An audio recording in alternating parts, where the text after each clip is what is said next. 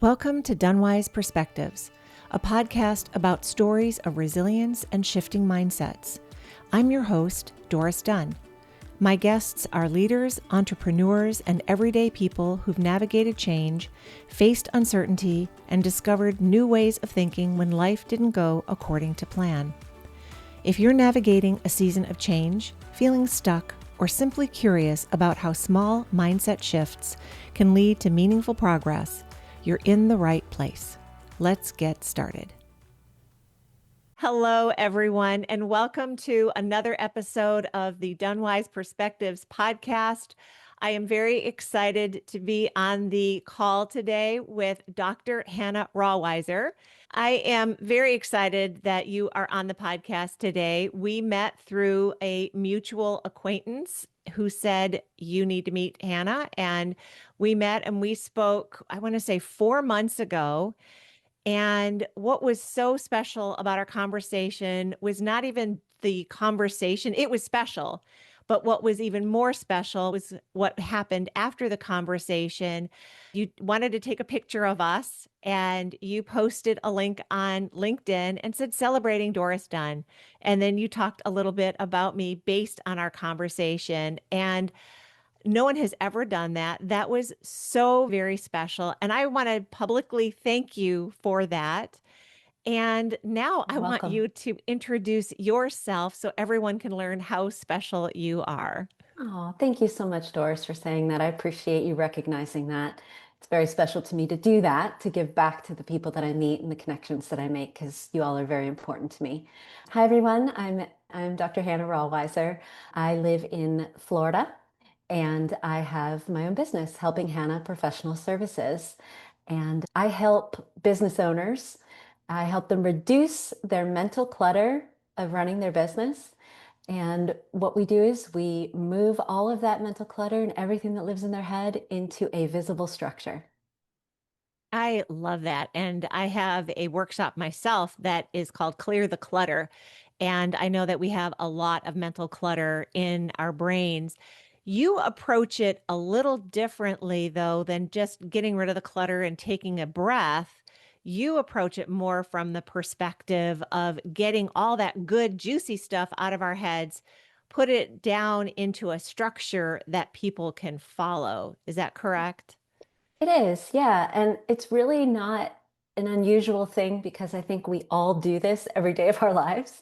It just depends on what you're doing. Parents are keeping sports and games and all of their kids' appointments and things like that in their heads all the time. So they have a family shared calendar that's a visible structure of everything that's going on in their home. We do journaling. We have recipes for meals that we don't want to forget. And so for just about everything that lives in our head, it's just a good practice for us to be able to put it somewhere where we can see it, trust it, and return to it. And I think a lot of us just do it naturally, post-it notes everywhere for every time a thought comes into our heads, right? Yeah.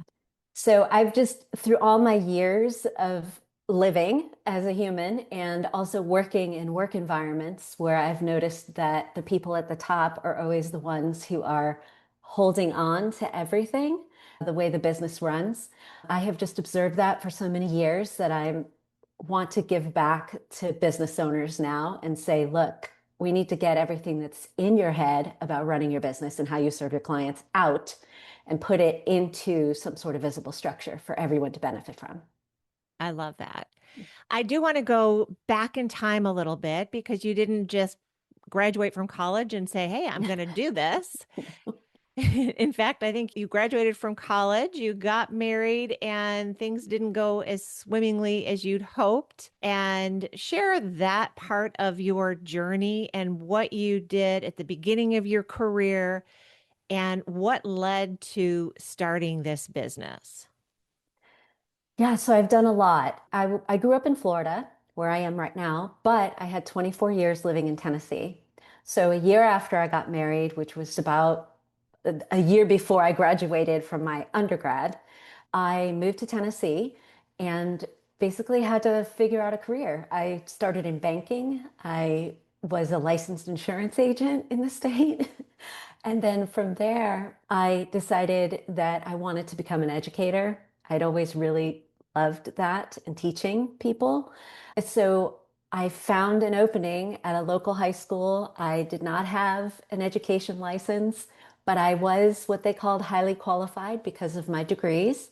I had a German and English degree. Those are my majors in college. And so because of that, they let me come in and be a teacher of English and German. And so through teaching those years, I ended up getting my master's degree. I ended up becoming a professional licensed teacher for 7th through 12th grade, secondary. And then went on to get the PhD in education. I taught at the higher ed level for years.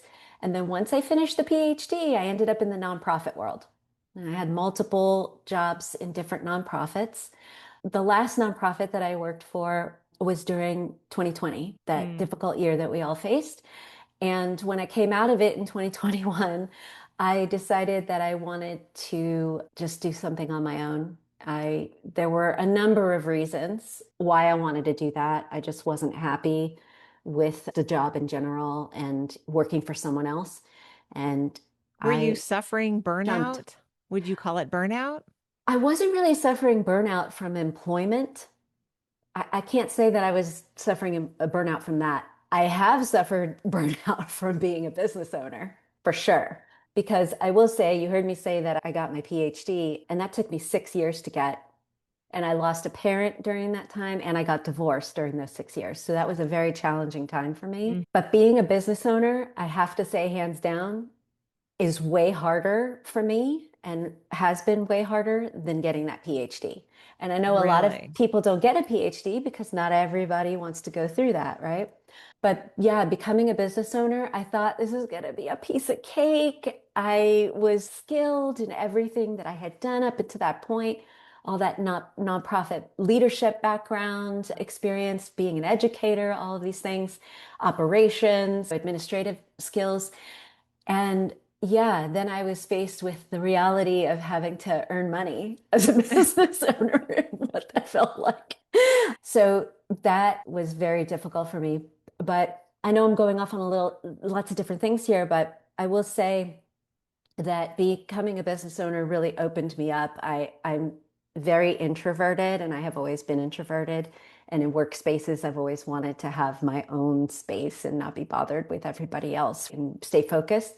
And being a business owner, even though I feel like you're in a silo when you're a solopreneur, you don't have a team, you're working in your office, your home office, and everything you do is on virtual and Zoom. And I feel like even though that is a blessing for me as an introvert, I have actually benefited from the choice of networking and connecting with people and socializing in that way. And even though it's still exhausting for me, it actually helped me really take off in my business because Mhm. that is how I started building relationships and trust with people, how I started getting referrals, and how I started getting clients.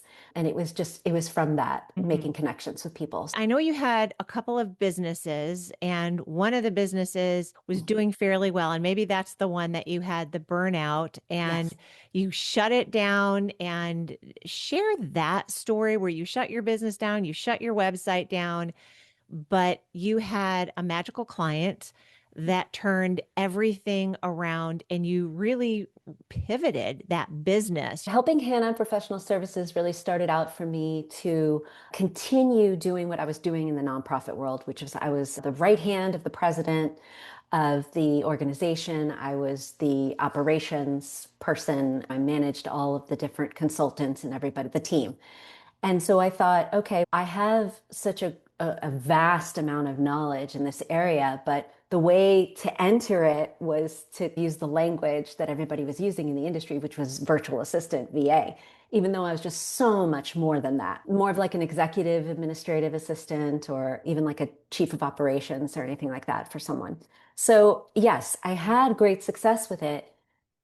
However, I was not experiencing the work-life balance that I thought I was going to have as a business owner because I had the business model that I chose was a retainer model. Mhm. So all these clients were paying me a retainer at the start of the month, which was great. I could always expect that income to come in, but it was what I was giving in return, customized different scope of work for every client.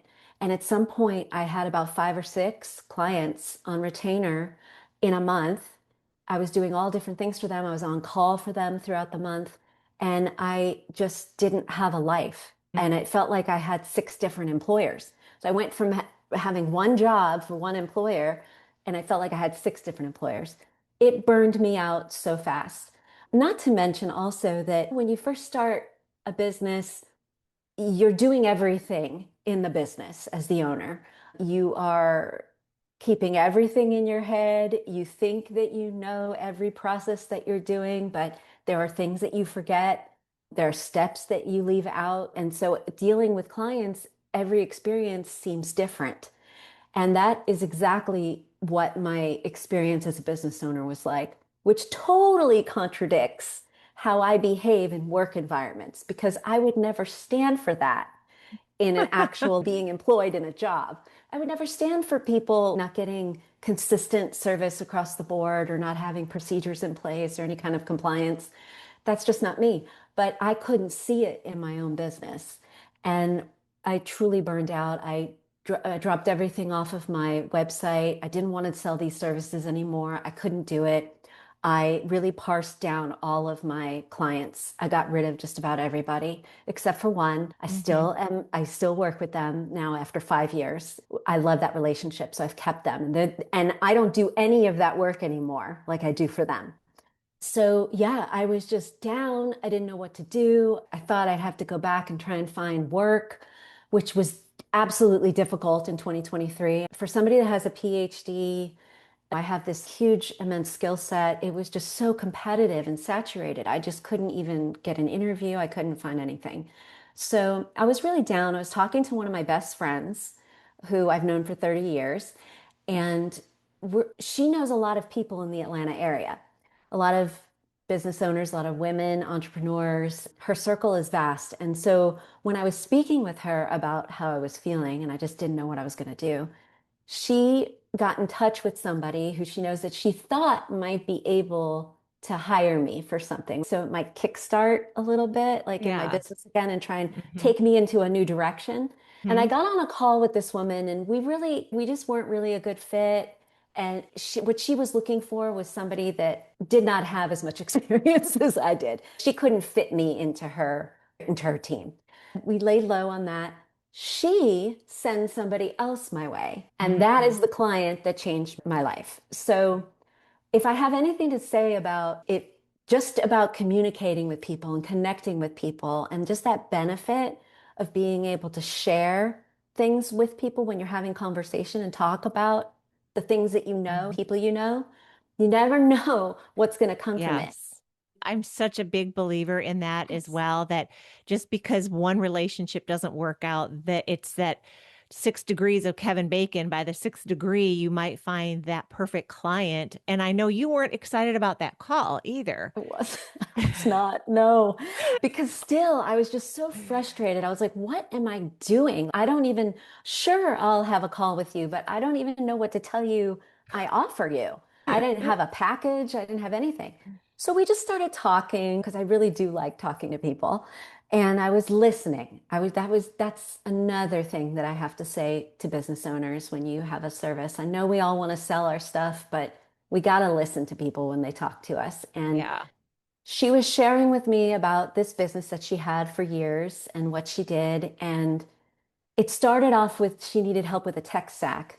That's not really my area of expertise, but I was like, all right, I'll help you with this. So I came back to her after just working on it just a little bit. And she was so impressed because I over delivered, because that's what I do, that she was like, okay, listen, we have to figure out a way to work with each other because I really want to utilize your skill set.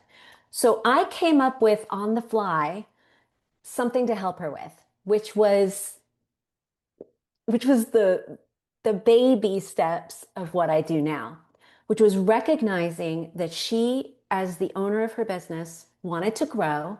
She had somebody that she was getting ready to outsource, but didn't know what to delegate to that person because she had been doing everything in her Mm. business all these years. And also, she wasn't quite sure of this journey that her clients were taking when they entered into her business, into her services. And she needed some clarity with that. So I worked with her for 4 weeks.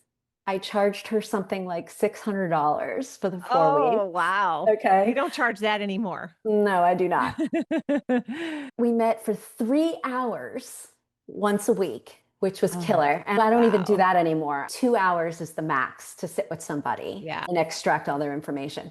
But we did that for 4 weeks and it changed my life and it changed her life. And she thought again that I over delivered and that I charged her so little for what I gave her.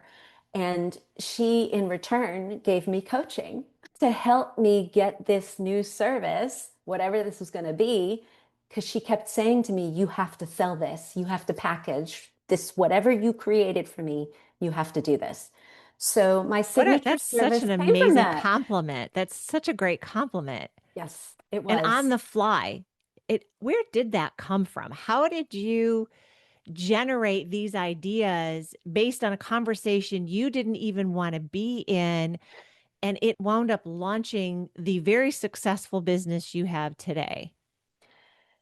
Yeah, I have to say again, I'm going to talk about how I just listened to her. I Mm. listened to what her biggest pain points were. And the biggest thing that she kept coming back to was that she was the storage space for everything she was doing in her business. Mhm. And I'm sorry, our brains do not need to be holding all of that information. We need to be putting it somewhere else that's visible and it's something that we can come back to, some sort of structure. So that's what the light bulb went off there because honestly, Doris, this is what I've been doing all these years as an employee in work environments. I would say, hey, we don't have a process for this written down. Let's get it documented so that the next person that comes in will be trained properly or will know exactly what they're supposed to do and their expectations. So it was always something that I was doing.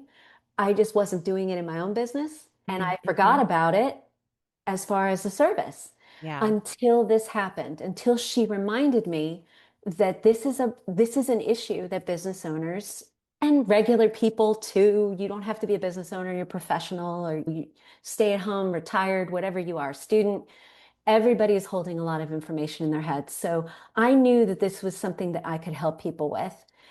And so I turned it around on my own business first and I made it happen in my own, on my operationally, because I knew that if I was going to be the expert on this and be working with people, my journey for my clients better be top notch, right? Because I can't be teaching people how to do this if I'm not leading by that example.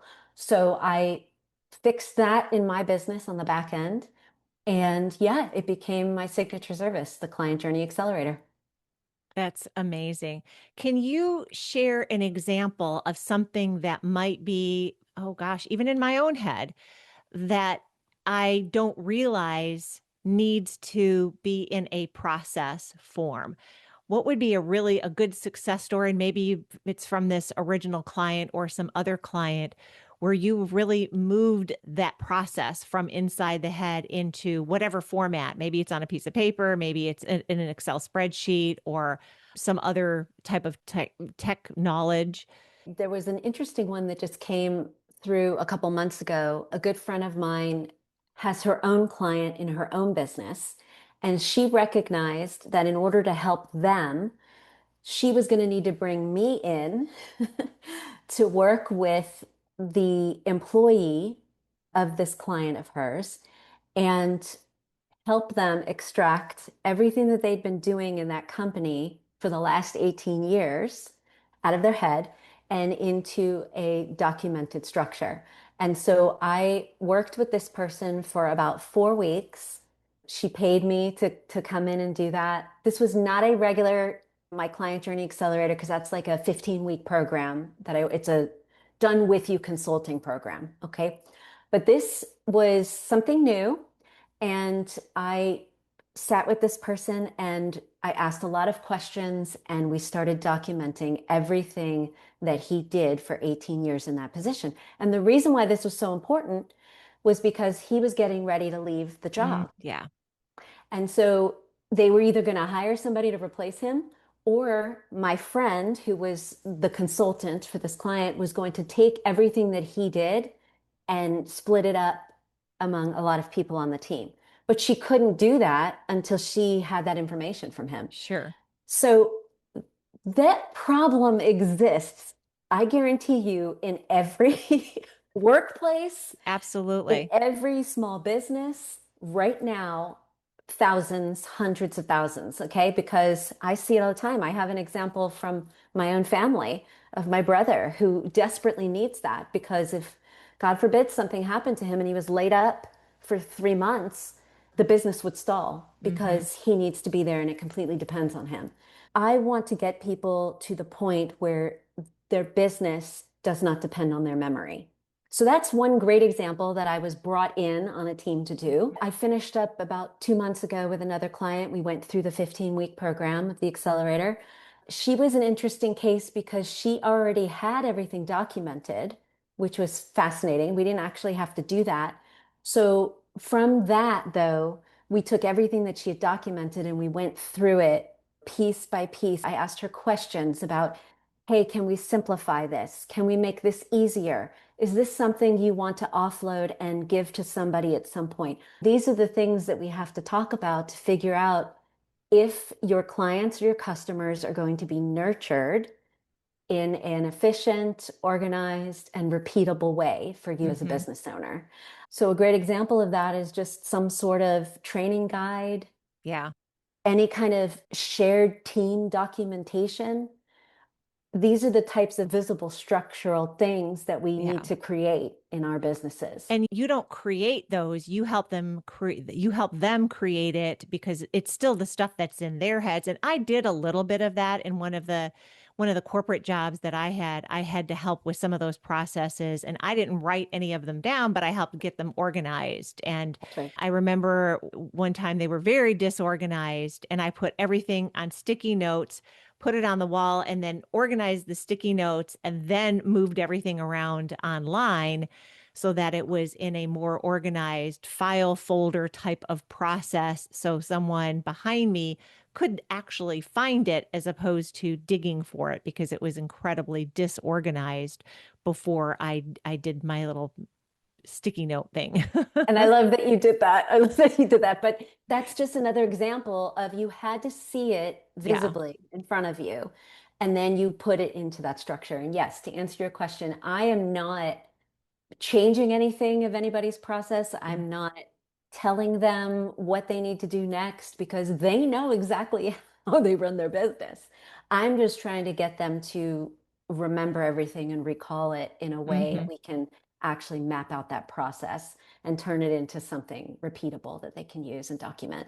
Yeah. I know we didn't hit on this a lot. You said you were in Tennessee for Yeah. 24 years. You're in Florida now. So your business, did it launch in Tennessee or in Florida? What caused the move from Tennessee to Florida? Yeah, it launched in Tennessee in 2021.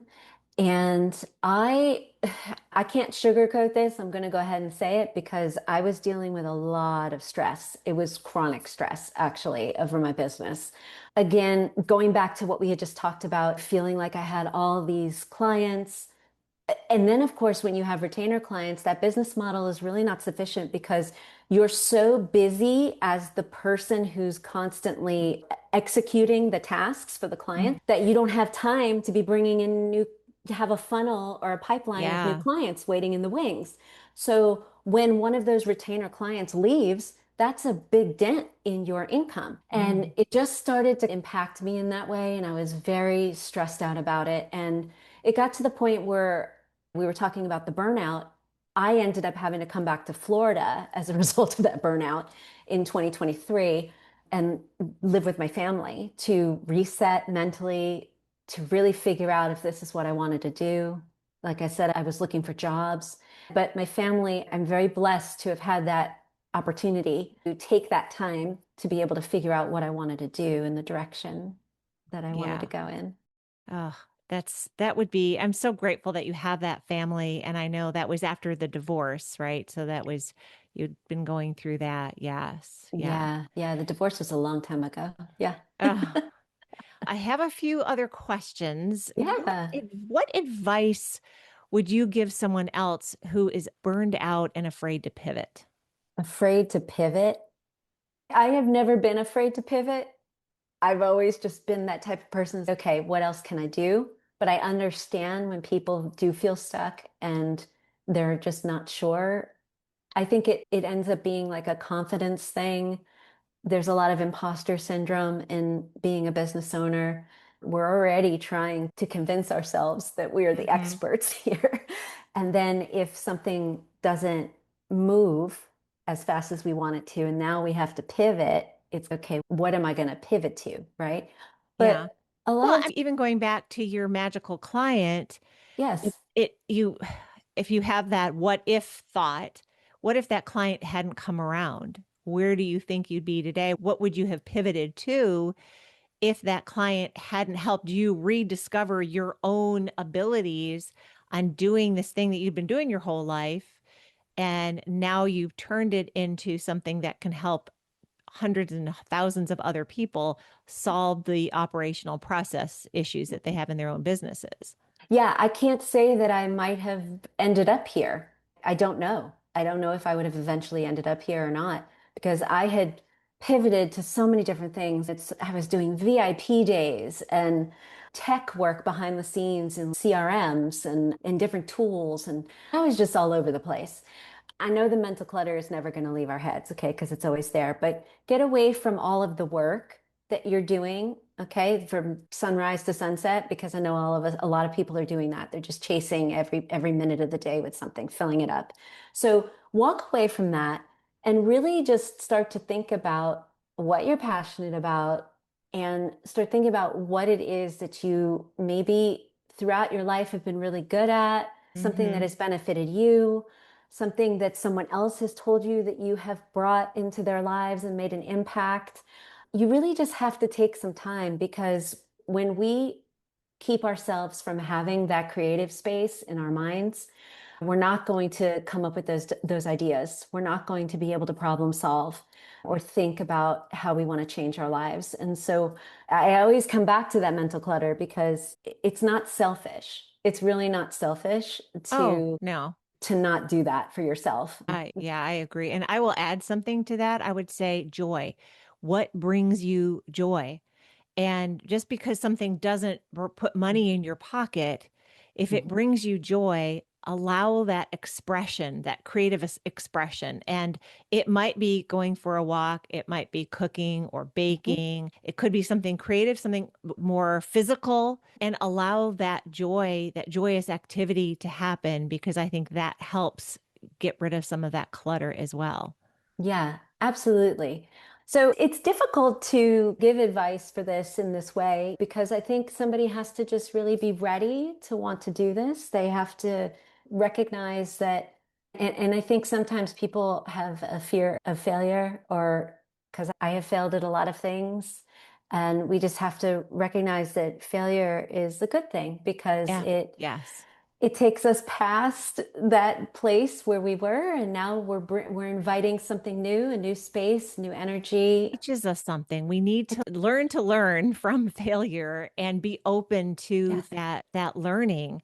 And I found sometimes someone asked me the question about what were some pivotal points, and I realized getting laid off was probably one of the biggest blessings because it forced me to pivot. I probably needed to pivot before that, but I was either, and I wouldn't say afraid, but it wasn't in the plans. And when Yep. I was forced to pivot, it turned into a good thing.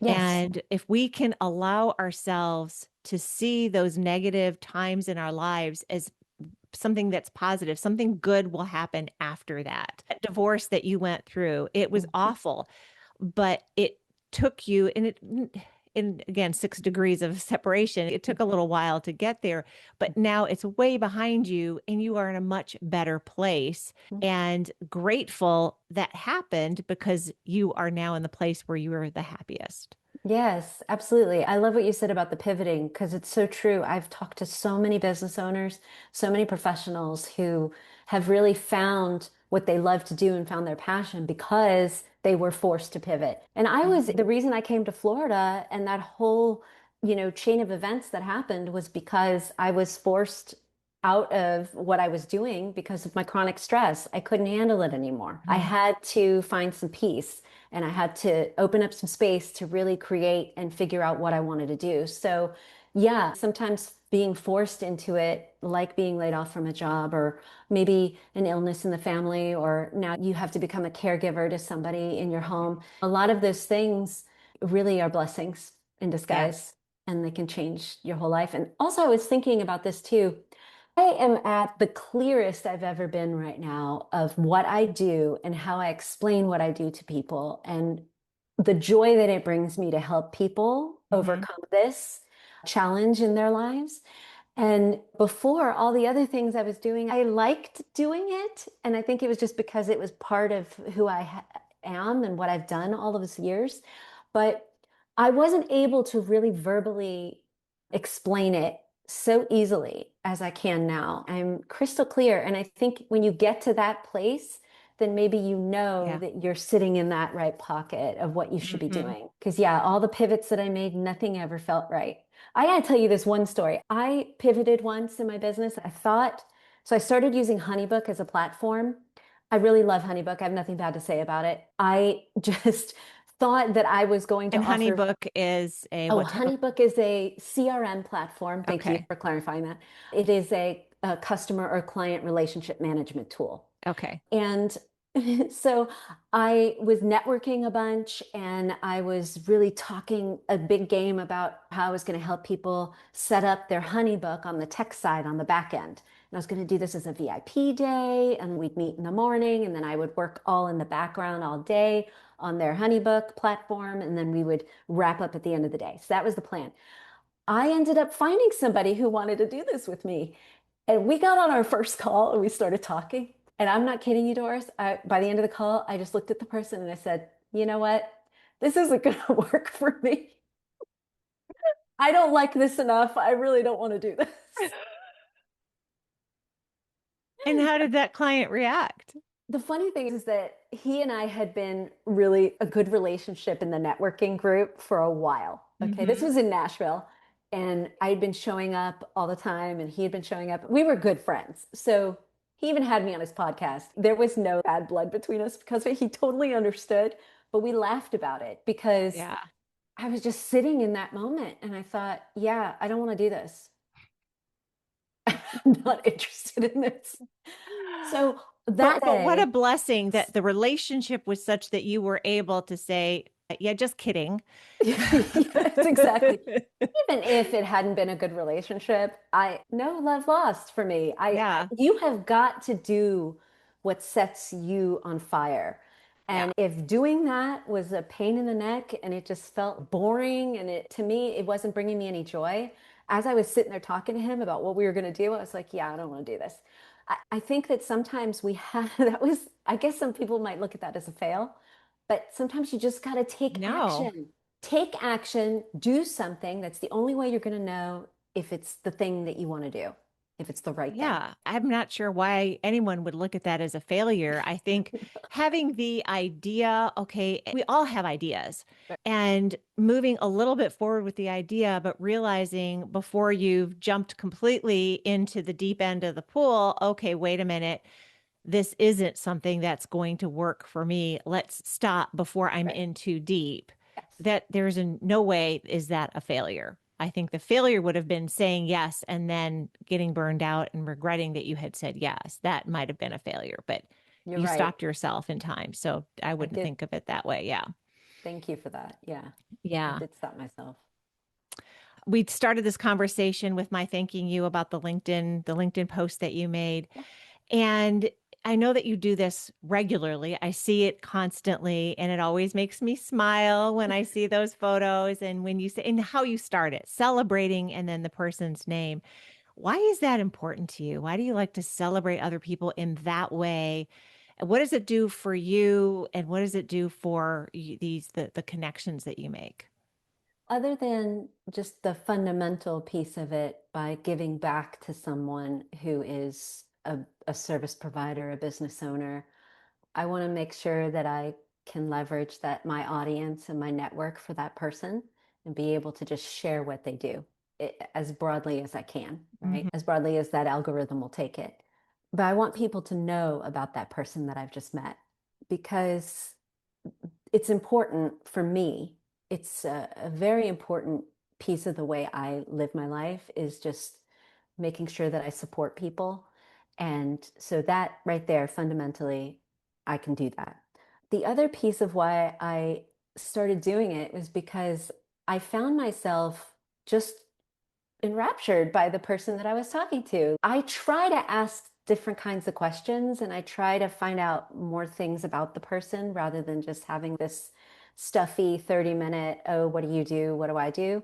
Like when you Networking, and I were yeah. talking, I found out that you were into yoga. I had no idea that you practiced yoga and you were into holistic practices like me. So Mhm. I loved that. I thought that was amazing. And that was a beautiful connection that we had. And so I find that I'm listening to people, I'm observing who they are, and it not only is this spotlight celebrating them, but it's also teaching me about my business and about being better and just things that I want to maybe change about Mhm. being a business owner or applying the things that I hear from somebody else and what they're doing. It's just a way for me to be able to do that. And I think a lot of times we just get on phone calls with people and then we're done and we're up off to the next. Yeah. But I'm not like that. I really do like to process and absorb the relationship. And I think it just boils down to the fact that I really just love making connections with people. And I think it's Yeah. really important to have those. I love that. I'm sure that everyone that you have spotlighted has enjoyed those celebratory moments as Yeah. well. Yeah. How can people get a hold of you and learn more about your business and get all of the clutter out of their heads and into a process that will live beyond them? The easiest way to tell you to find me is to go to my website. So it is www.helpinghannahpro.com. And of course, my Hannah is spelled Hannah. Don't forget the Hmm. H. So it's helpinghannahpro.com. And there you can find my signature service. You can find other ways that you can work with me. I have a digital course as well, and I Mm. have a free education course to get you started if that's the way you want to go. So Yeah. Oh, and speaking of free courses, I did notice that you have something. I was looking at your LinkedIn profile and you've got something coming up very soon. I do. Share a little about that. Yes, And it I is, just, oh, it's with Fem Foundry. We didn't even talk about Foundry. I know. Oh my goodness. You have two businesses, and we talked about helping Hannah Pro. Talk about Fem Foundry for a moment. Okay, so Femme Foundry is actually one of my best friends who lives in Atlanta. I've been friends with her for over 30 years. She also became an entrepreneur not too long ago. She was in corporate for 25 plus years.